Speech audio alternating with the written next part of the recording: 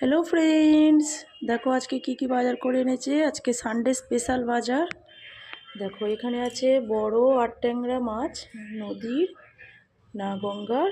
এই যে ট্যাংরা মাছ, বড় মাছ কেটে এনেছে।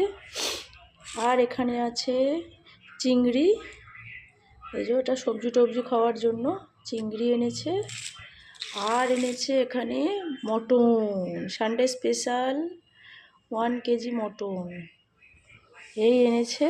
আর ফ্রিজে এখন অনেক মাছ আছে। আর এনেছে একটা ডিম, দেখতেই পাচ্ছ একটা ডিম। আর এতে আছে আলু, পেঁয়াজ, টমেটো। আর কালকে সবজি টবজি সব বাজার করে এনেছে। তা তোমাদের কেমন লাগলো ভিডিওটা অবশ্যই কমেন্ট করে জানাবে।